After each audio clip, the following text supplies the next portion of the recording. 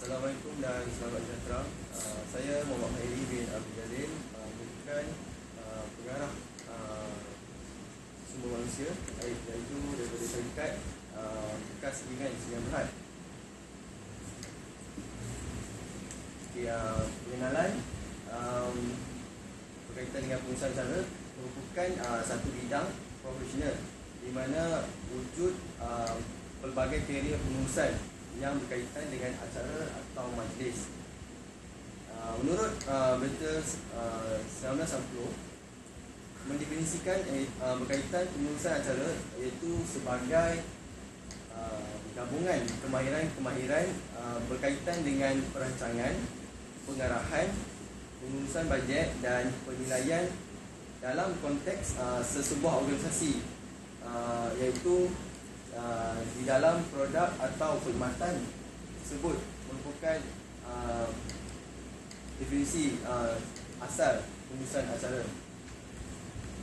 Seterusnya ialah misi dan visi bagi syarikat bekas Event Sdn Bhd. Terdapat 4 misi yang diterapkan dalam syarikat kami, iaitu yang pertama ialah membentuk tenaga kerja yang berpengetahuan, mahir, berketerampilan dan profesional. Di sini kami menekankan sebagai satu pasukan dalam satu syarikat kami, iaitu sentiasa berketerampilan dengan baik untuk menarik lebih ramai pelanggan. Dan kedua, misi kami ingin mendapatkan keuntungan yang maksimum. Keuntungan maksimum sudah pastinya perkara yang utama yang ingin kami cuba mencapai, iaitu kami cuba sedaya upaya untuk menarik sebanyak mungkin pelanggan dengan memberikan perkhidmatan yang terbaik. Yang ketiga, menerapkan sistem pengurusan korporat dan mesra pelanggan yang dinamik dalam budaya kerja pasukan. Di sini kami sebagai satu pasukan sentiasa mengamalkan budaya kerja berpasukan dengan sentiasa memberi layanan mesra kepada pelanggan yang ingin mendapatkan khidmatan kami. Dan yang keempat, menyediakan perkhidmatan terbaik kepada pelanggan. Dan seterusnya merupakan visi syarikat KAS Event Sdn Bhd, iaitu menerajui dan mengungguli di dalam bidang pengurusan acara yang berbentuk edutainment di peringkat tempatan nasional dan di peringkat antarabangsa. Di sini kami cuba sedaya upaya mengembangkan syarikat kami bukan saja di peringkat tempatan, malah kami cuba meluaskan di peringkat antarabangsa. Seterusnya adalah berkaitan dengan organisasi syarikat kami. Bagi pengarah urusan merupakan Encik Muhammad Syafiq bin Ismail, dan terdapat 3 cabang utama yang membantu dalam organisasi syarikat kami, iaitu bagi pengarah kewangan merupakan Encik Muhammad Akmal bin Safi, dan pengarah teknikal merupakan Muhammad Amir Aiman bin Abu, dan pengarah sumber manusia saya sendiri, Muhammad Khairi bin Abdul Jalil. Keperluan sumber, terdapat 4 keperluan sumber yang penting yang perlu dimasukkan ataupun diterapkan dalam menjalankan pengurusan projek kami ini. Iaitu yang pertama berkaitan dengan sumber manusia, dan kedua pengurusan yang bersistematik, ketiga berkaitan dengan pengangkutan dan peralatan, dan yang terakhir adalah sumber kewangan. Bagi sumber manusia ini didefinisikan sebagai segala tenaga kerja, iaitu yang termasuk pekerja, rakan kongsi dan mereka yang terlibat dalam projek ini. Sumber manusia ini boleh dikatakan ia perkara yang penting dalam mencapai kejayaan sebuah projek, kerana dia tidak boleh dilakukan secara persendirian ataupun secara individu, malah dia perlu dan dia perlu dilakukan dengan secara pasukan, kerana dia merupakan satu kerja yang agak kompleks. Oleh yang demikian, pengurus projek ataupun pengarah urusan harus bijak dan perlu mencari kuantiti ataupun jumlah pekerja maupun rakan kongsi yang mencukupi. Bagi pengurusan bersistematik, iaitu di bawah kumpulan sumber, ia digunakan untuk menguruskan segala urusan ataupun aktiviti yang berkaitan dengan projek yang bakal kami jalankan, iaitu berkaitan dengan pengurusan acara. Pengurusan acara ataupun khasnya berkaitan dengan pengurusan sistematik ini menunjukkan aturan aktiviti yang disusun, termasuklah jumlah perbelanjaan yang digunakan, pastinya memerlukan sistem pengurusan yang baik.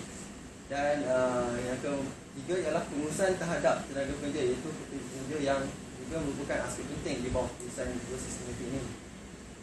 Dan yang terakhir berkaitan pengangkutan dan peralatan.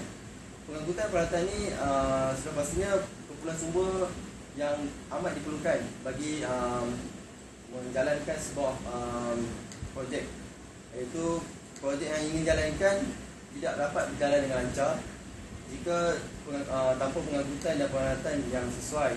Sebagai contoh, pengangkutan peralatan seperti van dan lori diperlukan di bawah projek kami, iaitu pengurusan acara ini, iaitu membawa peralatan seperti kemah, peralatan audio atau elektronik dan sebagainya. Hal ini juga secara langsung membantu dalam melancarkan perjalanan projek kami. Okey, seterusnya saya serahkan kepada pengurus kewangan untuk membentangkan urutangan seterusnya. Silakan. Assalamualaikum warahmatullahi wabarakatuh. Saya Muhammad Ahmad Syafi sebagai pengurus kewangan Syarikat Kas Dinas Berhad akan membentangkan tentang anggaran belanjawan kos projek. Okey, rancangan kewangan bagi Kas Dinas Berhad, total bajet kami daripada tabung usaha restoran sendiri yang kami dana kami, seterusnya rakan kongsi daripada kedua-dua dana kami merupakan sebanyak 150,000. Sebenarnya permulaan belanja projek daripada segi pentadbiran sebanyak 30,000, dari segi pasaran sebagai bapak tanda dan sebagainya RM449. Seterusnya dari segi operasi, kos kewangan yang kami hadapi adalah RM68,000 dan kos pekerjaan orang sebanyak RM5,000. Daripada ramalan jualan tahun pertama, kami meramal kami akan mendapatkan keuntungan sebanyak RM303,125.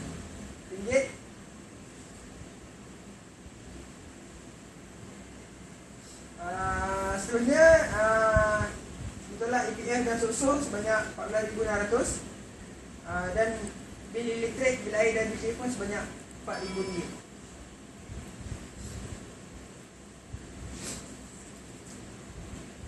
Bajet perbelanjaan kami sebanyak RM150,000.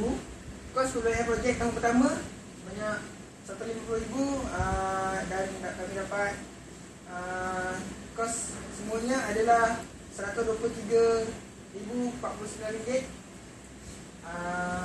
Ramalan jualan tahun pertama sebanyak RM303,125. Bulanan sebanyak RM25,768, ditolakkan dengan gaji pekerja, dan kami dapat untung sebanyak RM11,168. Sebanyak RM9,068 kami tolak dengan bil telefon, air dan elektrik sebanyak RM40,000, dan untuk bersih yang kami dapat sebanyak RM7,168. Gaji pekerja pula dapat dilihat pada sini. Jangan melihat gaji pekerja pengarah urusan sebanyak 2,700, pengarah sumber manusia sebanyak 2,700, pengarah teknikal sebanyak 2,700, pengarah kewangan saya ini sebanyak 2,700, kerana kawan sebanyak 1,800 dan staf sebanyak RM1,000. Jumlah gaji bulanan pekerja sebanyak RM14,600. Jumlah gaji setahun pekerja sebanyak RM175,200. Jumlah jualan keuntungan kasar sebanyak setelah ditolakkan dengan ramalan jualan tahunan kami dan jumlah gaji setahun pekerja dan ditolakkan dengan setahun bil air, elektrik dan telefon sebanyak setahun, dan kami dapat keuntungan kasar sebanyak RM79,925. Ini pula proses pembunuhan pinjaman perniagaan kami. Proses pertama yang kami telah lakukan ialah penghantaran borang permohonan dan dokumen yang diperlukan. Selanjutnya penilaian dan kesusahan yang dibuka oleh penilaian dan kelulusan kemudahan yang dipohon. Pengeluaran seterusnya pengeluaran surat tawaran dan penolakan pinjaman. Melalui pengeluaran dan surat tawaran dan penolakan pinjaman dipecah kepada dua, akan mendapat keputusan sebanyak sama ada ditolak ataupun penerimaan tawaran diterima oleh pemohon. Jika penerimaan tawaran oleh pemohon dapat, maknanya akan ada proses seterusnya. Pemohon perlu mematuhi keperluan dan perundangan dan syarat-syarat pengeluaran dan seterusnya pengeluaran dan kredit, iaitu setelah diluluskan semua pinjaman yang telah kami dipohon. Seterusnya projek berisiko tinggi. Pengurusan risiko ni bertujuan untuk mengurangkan risiko dan meminimumkan kesan masalah. Prosedur yang harus ada dalam mewujudkan contingency plan adalah yang pertama, kena pasti risiko, iaitu tentukan kemungkinan yang akan menjejaskan projek dan dokumen dan ciri-cirinya. Seterusnya pengkuantitian risiko, iaitu nilai dan taksir berkemungkinan berlakunya risiko. Seterusnya pembangunan tidak balas risiko, iaitu tentukan langkah yang boleh meningkatkan peluang dan jauhkan ancaman. Dan yang terakhir ialah kawalan dan tidak balas risiko, iaitu bertindak balas kepada perubahan risiko sepanjang pelaksanaan projek. Skop risiko. Dalam skop risiko ni terdapat 3 skop risiko yang akan kami rapi, iaitu risiko bekalan, mengurangkan risiko yang melibatkan antara pembekalan syarikat. Contohnya, pembekal tak dapat membekalkan apa yang kita perlukan. Dan penyelesaian masalah ini, kami telah mewujudkan berbagai pilihan syarikat bekalan yang akan digunakan supaya kami sentiasa mendapat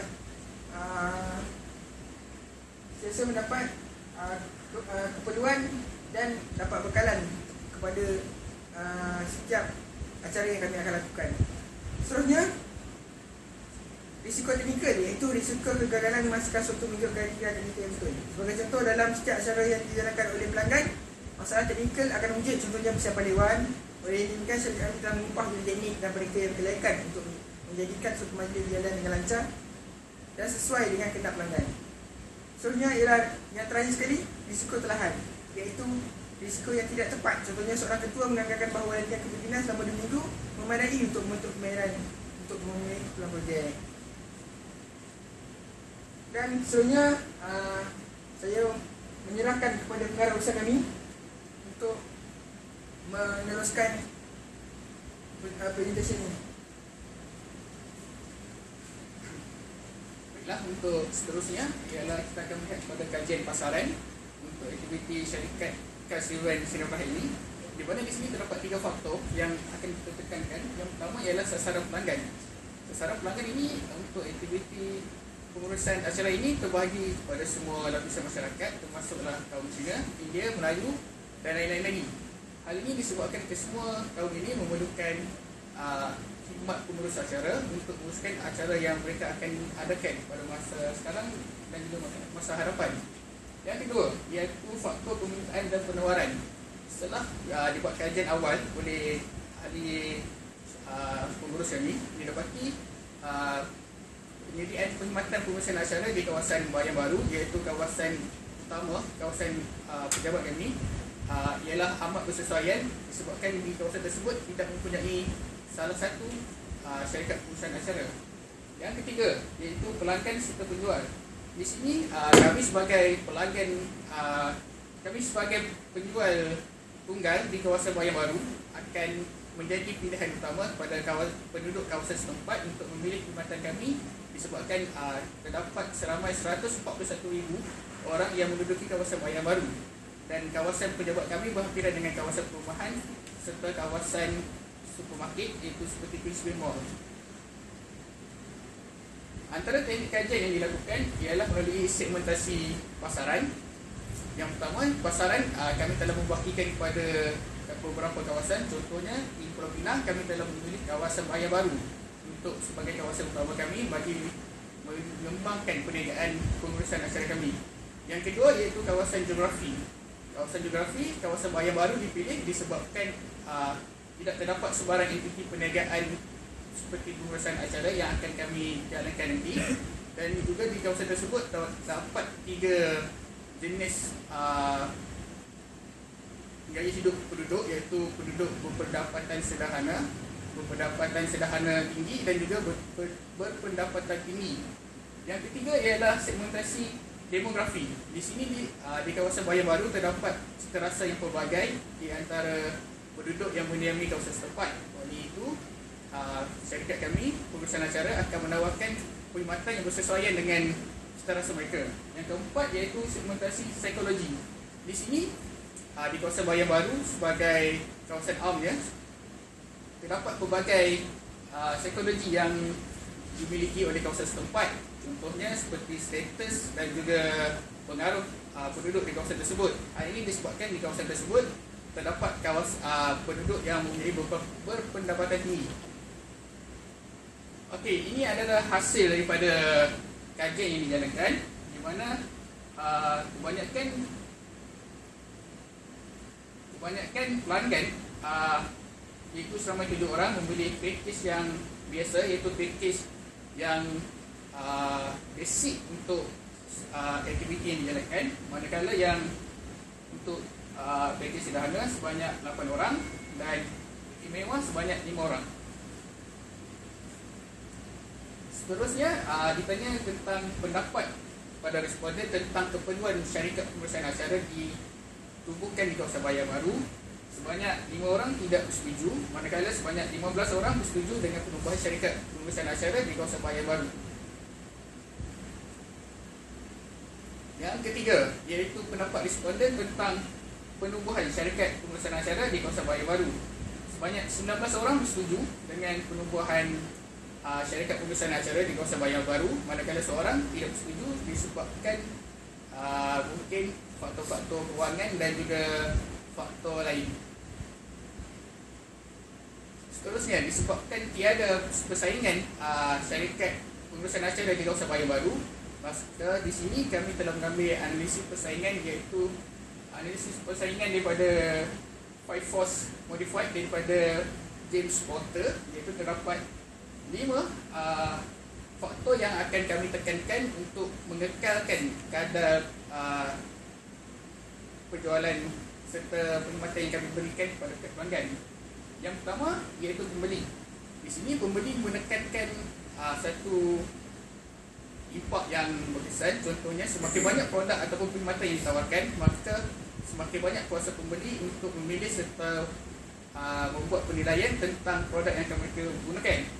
Yang kedua iaitu pendatang baru yang berpotensi. Di sini mungkin pada tahun kedua atau ketiga mungkin terdapat entiti syarikat yang seperti perkhidmatan pengurusan acara ini akan menerusi pasaran di kawasan Bayan Baru. Namun di situ kami akan meneruskan perkhidmatan yang berkualiti serta harga yang kompetitif untuk mengekalkan pelanggan yang telah berurusan dengan kami serta menarik pelanggan baru. Yang ketiga iaitu pemasuk. Pemasuk ini bermaksud syarikat baru itu memiliki teknik strategi serta teknik-teknik yang diperlukan yang bernas untuk bersaing dengan syarikat kami. Ini bermaksud syarikat itu mungkin memberi harga yang kompetitif atau fleksibel serta mungkin perkhidmatan yang ditawarkan berdasarkan pada perkembangan semasa. Oleh itu, syarikat kami terus akan menawarkan perkhidmatan yang mengikut pada perkembangan semasa. Yang seterusnya, yang keempat iaitu subskripsi. Ini bermaksud penawaran antara produk atau perkhidmatan yang sama dengan produk yang sedia ada. Contohnya seperti dahulu, jika pengurusan acara untuk aktiviti perkahwinan diuruskan sendiri oleh keluarga pengantin, maka pada masa sekarang kebanyakannya telah memilih syarikat pengurusan acara untuk menguruskan aktiviti perkahwinan tersebut dari segi makanan, fotografi, bersani dan sebagainya. Namun begitu ia masih mengekalkan lagi adat ataupun aktiviti dengan menjemput para tetamu datang ke rumah untuk makan serta melihat pengantin tersebut. Seterusnya ialah ramalan jualan. Bagi bulan pertama, tahun pertama jualan kami, ramalan jualan yang disasarkan iaitu sebanyak RM25,768. Ini disebabkan oleh faktor cuti sekolah yang boleh menarik ramai orang untuk mengadakan aktiviti sosial seperti majlis perkahwinan, majlis hari jadi dan sebagainya. Namun begitu pada bulan kedua, ramalan jualan turun sebanyak RM5,000, iaitu kepada RM20,877 disebabkan tiada cuti sekolah, dan ini mengurangkan aktiviti orang ramai untuk mengadakan aktiviti sosial. Bulan ketiga sebanyak RM19,887, bulan keempat RM22,879, manakala bulan kelima RM26,987. Ini disebabkan terdapatnya faktor cuti sekolah seperti yang disebutkan lagi pada bulan pertama. Dan bulan ke-6 sebanyak RM26,778, bulan ke-7 RM25,674, bulan ke-8 RM27,894, bulan ke-9 RM24,987, bulan ke-10 RM26,987, bulan ke-11 RM23,418, manakala bulan ke-12 akan dijangkakan terdapat peningkatan pendapatan sebanyak RM7,000, itu pada RM30,986 disebabkan faktor cuti sekolah, serta di situ juga terdapat hari-hari cuti am yang mungkin syarikat-syarikat korporat akan menggunakan perkhidmatan kami untuk mengadakan aktiviti seperti team bonding dan sebagainya, dan seperti family day. Dan jumlah keseluruhan untuk pendapatan kami pada tahun pertama iaitu sebanyak RM303,129. Strategi pemasaran yang akan kami tekankan iaitu berdasarkan kepada strategi pemasaran asas, iaitu 4P, seperti price, place, product and promotion. Price, kami akan bagi harga yang kompetitif serta mungkin harga yang lebih murah daripada harga yang ditawarkan oleh syarikat pengurusan acara yang terdapat pada masa sekarang. Tapi harga yang kami tawarkan itu tidak akan mendatangkan kerugian kepada pihak kami. Mungkin harga tersebut terdapat seperti potongan harga sebanyak 5% dan sebagainya. Seterusnya ialah place. Ibu pejabat utama kami iaitu terdapat di kawasan Bayan Pas. Di situ merupakan kawasan yang menyebutkan orang ramai disebabkan terdapatnya pelbagai kawasan perumahan, daripada kawasan perumahan biasa, sederhana dan ini. Seterusnya ialah produk. Produk yang akan kami berikan ialah berteraskan kepada kualiti. Hari ini kerana para pelanggan memikirkan kualiti sebagai asas kepada perkhidmatan yang kami bakal berikan, kerana disebabkan acara yang mungkin akan mereka lakukan mementingkan kepada ketelitian, dan seterusnya ia menggambarkan status mereka kepada orang yang mereka jemput ataupun tetamu yang datang ke majlis mereka. Yang keempat ialah promotion. Promotion kami akan lakukan promosi secara intensif di mana kesemua tempat-tempat penggarap urusan serta yang seterusnya yang ketiga iaitu melalui risalah. Risalah kami akan berikan kepada orang ramai di kawasan yang strategik serta kawasan perumahan yang berkaitan dengan kami serta kawasan yang lain. Dia akan dilakukan oleh kesemua pekerja termasuklah kami sendiri untuk bapak pengurus. Yang keempat ialah kad perniagaan. Kad perniagaan ini kami akan letak di kawasan yang menjadi tempat orang ramai serta memberinya kepada kawasan perumahan melalui mungkin dengan perkhidmatan pos. Dan yang terakhir melalui lapan sawang. Lapan sawang ini kami akan iklankannya melalui media sosial yang tengah menjadi tempat orang ramai seperti Facebook, MySpace, serta kami juga dalam meminjam masa untuk mengadakan laman web suri iaitu Kasihun Management Sungai Berhad, dengan harapan apabila terdapatnya pelanggan yang menggunakan perkhidmatan kami, saya berasa ia dapat memperkenalkannya kepada rakan-rakan serta teman-temannya sendiri. Seterusnya saya menjemput pengurus teknikal ataupun pengurus teknikal dan pengurus keempat untuk menerangkan aspek kebahagiaan beliau. Assalamualaikum warahmatullahi wabarakatuh. Saya Muhammad Amir Aiman, bin Abu dan memegang jawatan sebagai pengarah teknikal di KAS Events dan Berhad. Okay, sekarang saya akan menerangkan mengenai faedah projek.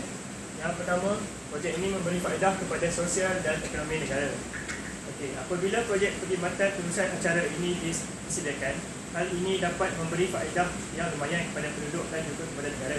Hal ini demikian kerana syarikat kami telah membuka peluang pekerjaan kepada penduduk sekitar seperti staf syarikat serta pemandu kenderaan syarikat, dan hal ini akan mengurangkan kadar pengangguran dalam negara. Kemudahan untuk menguruskan acara juga dapat diperolehi oleh semua orang di sekitar kawasan tersebut dan juga kawasan yang lain. Selain itu, pendapatan keluaran dalam negara kasar KDNK juga akan meningkat kerana kami akan menyumbang keuntungan yang kami dapat kepada negara. Hal ini secara tidak langsung dapat meningkatkan laju pertumbuhan negara.